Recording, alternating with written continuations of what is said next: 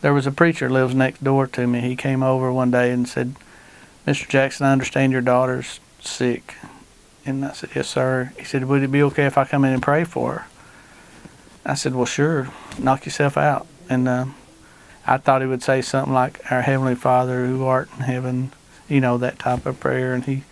But no, he got down on the floor like Solomon did on the scaffold. He got down and raised his hands toward heaven and prayed loudly for it seemed like a long time, but I mean, it felt like the house was shaking. I didn't know, I'd never heard no one pray like that.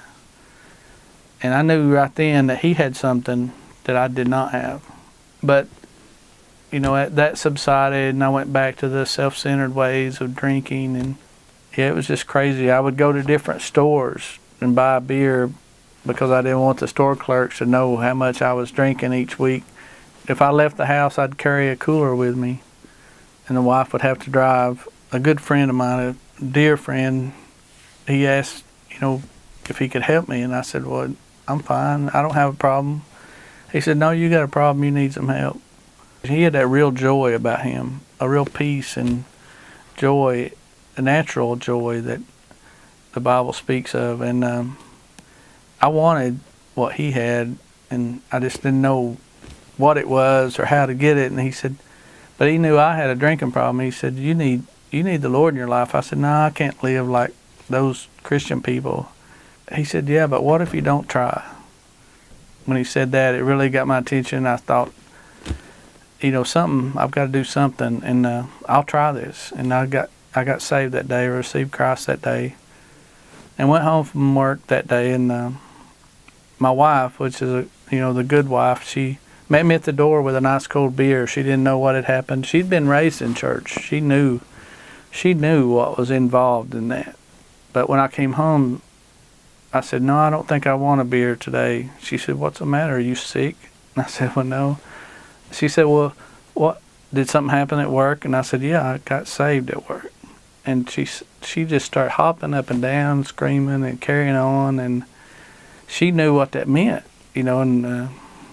and we poured out all that beer, and it's been 26 years. I've been sober ever since, by the grace of God. It's not me, but that old preacher, Brother Sam, he that day after I got saved at work, I seen him out by the fence mowing his yard, and I went over and told him I'd gotten saved. And Brother Sam, big tears started coming out of his eyes. He said, "Son, I've prayed for you every day since you moved in next to me. And it's taken 4 or 5 years, and you've gotten saved." And he was so happy. How great the love of Jesus Christ.